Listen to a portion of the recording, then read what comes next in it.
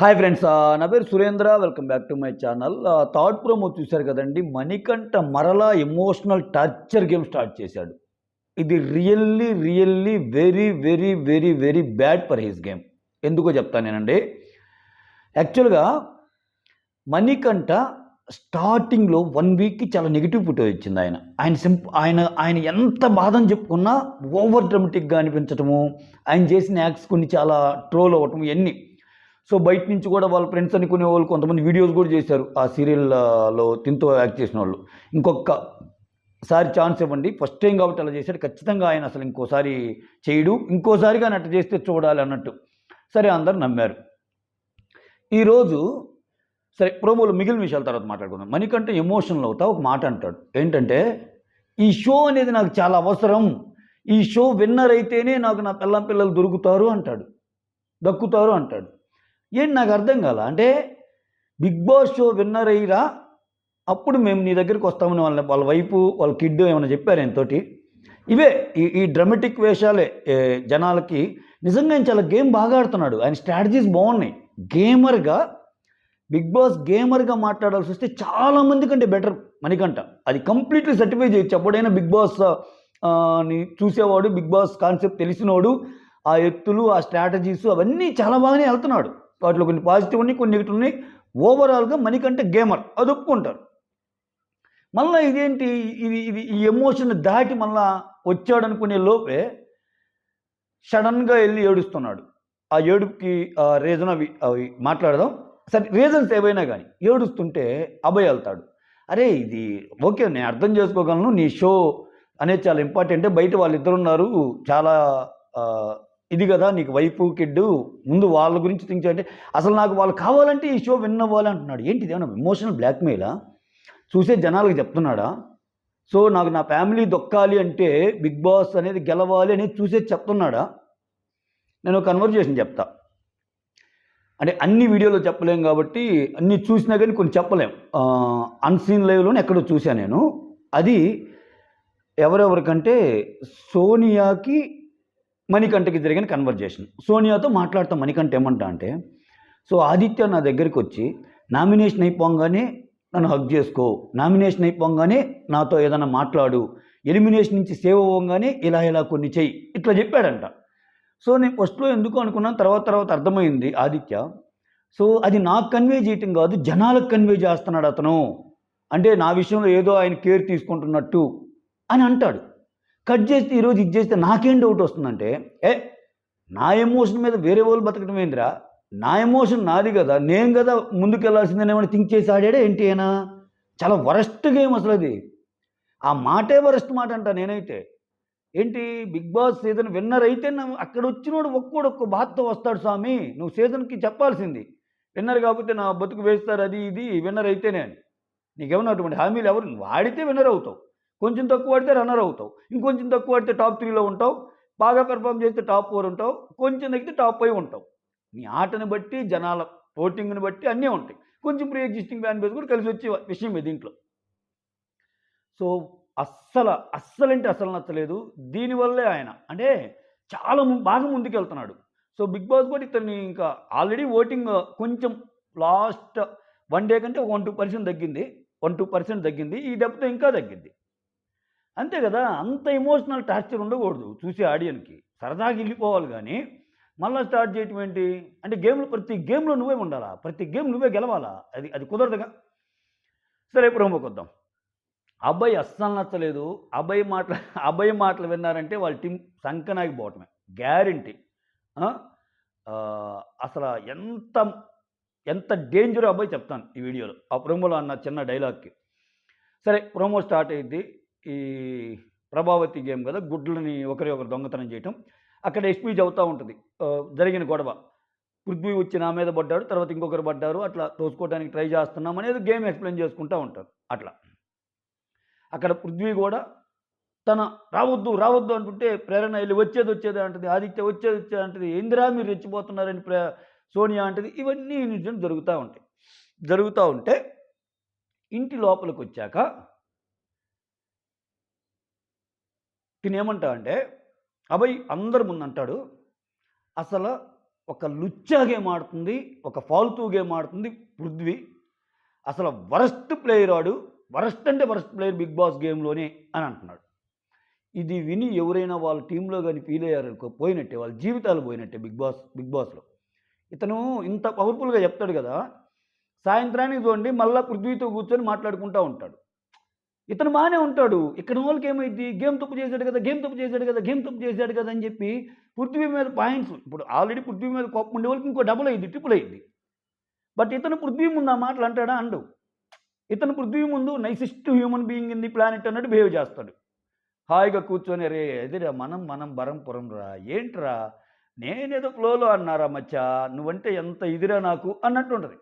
ఈయన మాటలు ఎక్కించుకొని ఏమనికంటో లేకపోతే ఆదిత్య ఇంకొకరు ఎవరైనా పోయారనుకో అది వేస్ట్. అదే నైనిక చెప్పే ప్రయత్నం చేస్తుంది విష్ణుప్రియ సీతతో. ఒరే నాయన వీళ్ళ నాటకాలు వద్దు స్వామి, అసలు వీళ్ళు మామూలుగా లేరు అన్నట్టు. వీళ్ళంతా ఒకటే బ్యాచ్ అని. సో నిజంగా ఆయన అన్న మాటలు ఆయనకే అప్లికబుల్ అంట నేను, పృథ్వీ కంటే కూడా. పృథ్వీ తప్పు ఒప్పు వెళ్ళిపోతున్నాడు, ఆయనకి జాతనైంది ఫిజికల్ టాస్క్లు ఆడటం ప్రూవ్ చేసుకో అనుకుంటున్నాడు. ఓకేనా, నీ స్ట్రాటజీలతో నువ్వు వెళ్ళినప్పుడు, స్ట్రాటజీస్ నీ బలమైనప్పుడు ఆయనకి ఫిజికల్ టాస్కులు బలం. సరే ఆయన చేసే తప్ప ఉప్పు అనేది రేపు నాకు సార్ వచ్చాక చెప్తాడు. ఎవరినన్నా అకారణంగా గుద్దినా, అకారణంగా ఫిజికల్ చేసినా అక్కడ తీర్పు ఇవ్వడానికి నాకు సార్ ఉన్నారు, టీం ఉంది, అక్కడ డాక్టర్స్ ఉన్నారు, ఇవన్నీ ఉన్నాయి. ఓకేనా, మనుషుల మీదకి చాలా ప్రమాదకరం అంట నేను అభయ్ లాంటి వాళ్ళు. నిన్న చూడు మొత్తానికి అసలు అంత జరిగాక సంచాలక తప్పు అని ఇక్కడ చెప్తాడు సోనియా గురించి. అంటే ఇండైరెక్ట్ మాటలు, అసలు వాళ్ళకి రూల్స్ అర్థం కావట్లేదురా, రూల్స్ ఇదిరా అంటాడు. మళ్ళీ డైరెక్ట్గా వచ్చేసరికి సంచాలక దేవుడు ఆమెనే మనొద్దురా, బిగ్ బాస్ అనాలి మనం, అసలు విష్ణు స్టిక్ తెచ్చి ఇటువంటి నిఖిల్కి విష్ణుని తప్పబట్టాలి మనం అట్లా అంటున్నాడు. పెద్దగా నవ్వుకుంటా మాట్లాడుకుంటున్నారు వీళ్ళు సాయంత్రం అయ్యేసరికి. సరే ఇది జరిగినంత మాత్రాన్ని ఇదేమి దాయాదులు గొడవలు, బంధువులు గొడవలు, శత్రుత్వం అని కాదు నేను చెప్పడం, అది చెప్పడం నా ఉద్దేశం కాదు. అయినా ఆ రకంగా నువ్వు జనాలకు చెప్పాక నువ్వు మళ్ళీ పోయి సేఫ్ గేమ్ ఆడితే ఇక్కడ వాళ్ళు ఇదవుతారు కదా, అదే రకంగా కరెక్టు. సరే గేమ్ ఆడారు. సో ఈ ఎగ్స్ అనేవి మొత్తం ఈ గొడవలు అనేవి జరుగుతూ ఉండే ప్రాసెస్లో బిగ్ బాస్ నుంచి ఒక అనౌన్స్మెంట్ వస్తుంది. ఏంటంటే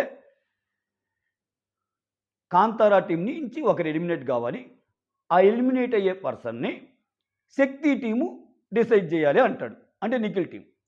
అది జరగంగానే మణికంఠ నడుచుకుంటూ వచ్చేది చూపిస్తాడు. అంటే ఏంది, అది ఆ ఎలిమినేట్ అయిన పర్సన్ మణికంఠ అన్నట్టు చూపించాడు. ఏమో అట్లా థింక్ చేస్తే మనం ఇదవుతాం. అది ప్రోమో మాత్రమే, ప్రోమోలో స్క్రీన్ ప్లే వేరు ఉంటుంది. నిజంగా వేరే వాళ్ళు ఎవరైనా ఉండొచ్చు. ఇంకా చాలా లీక్డ్ అప్డేట్స్ వస్తున్నాయి. ఒక రెడ్ ఎగ్ ఉంటుంది, ఆ రెడ్ ఎగ్ నిఖిల్కి దొరికిద్ది.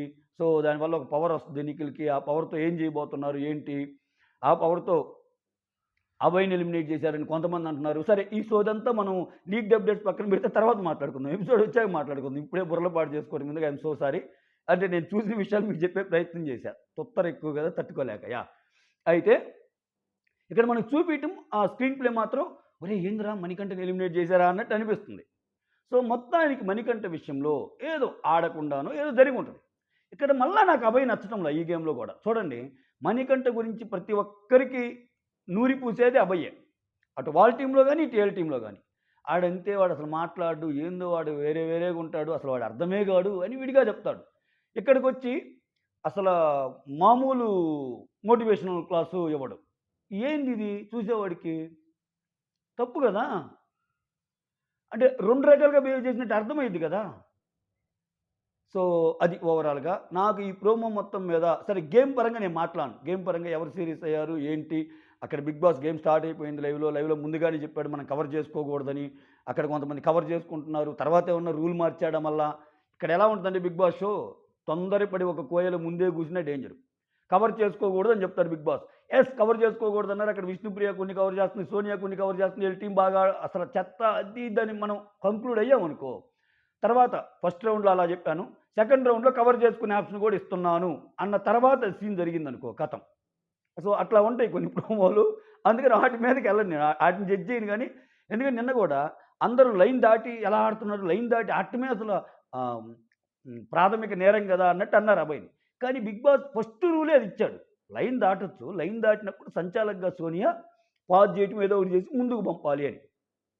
సో అట్లానే అసలు గేమ్ పరంగా ఏం జరిగిద్దో చూద్దాం.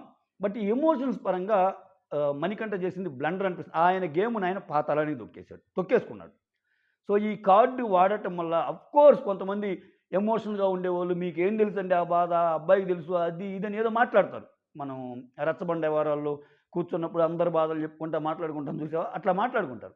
But when it comes to practical అది ఎంత వరకు ఫీజబుల్ అయ్యే విషయమో చెప్పండి. అక్కడొచ్చిన వాళ్ళందరూ ఒక్కో థాట్‌తో వస్తారుగా.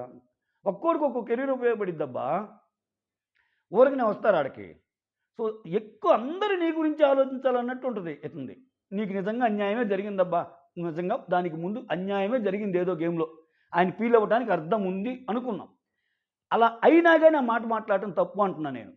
ఇది నాకు కావాలి, నేను విన్నర్ కావాలి, నేను విన్నర్ అయితేనే నాకు దక్కుతారంటే, అసలు అట్లా కండిషన్‌లు పెట్టేవాళ్ళు ఎవరుంటారబ్బా? నువ్వు వాళ్ళ మీద జపమేసి, వాళ్ళ ఇంట్లో వాళ్ళ మీద జపమేసి ఇతనేమన్నా గేమ్ ఆడుతున్నాడా? నాకు తెలిసి ఎవరు అట్లా చెప్పి పంపరు. ఫ్యామిలీ విషయాల్లో నువ్వు విన్నర్ అయితేనే నీ నీ దగ్గరికి మేమొస్తాము లేకపోతే లేమని. విన్నర్ కాబల్లా బిగ్ బాస్‌లోకొచ్చాక నువ్వు చూపించుకోవాల్సింది నీ బిహేవియరల్ ఆస్పెక్ట్ ఎలా ఉంది? నీ యాటిట్యూడ్ ఎలా ఉందనేది చూస్తారు. ఫిజికల్‌గా నువ్వు ప్రతి గేమ్ ఆడబల్లా. ఫిజికల్ స్ట్రెంత్ నీకు తక్కువ. అంత ఇప్పటికీ మనం బిగ్ బాస్ సీజన్‌లో చెప్పుకునే అభిజిత్ అనే ఒక పర్సనాలిటీ ఇక్కడ బాగాలేకపోతే ఫిజికల్ గేమ్ ఆడలా. లాస్ట్ ఒక్క గేమ్ ఆడి చూపించాడు. ఆ గేమ్‌లో దుమ్ము లేపాడు అభిజిత్. సో, ఎవరు ఆడారు ఫిజికల్ గేమ్స్? విన్నర్‌లో చాలామంది ఫిజికల్ గేమ్స్ ఆడలా. ఫిజికల్ గేమ్స్ ఆడి ఇచ్చే పనైతే అది మరి కుస్తీ పోటీనో ఇంకోటి ఇది. అలా అని చెప్పి ఫిజికల్ గేమ్ కూడా ఒక పారామీటర్.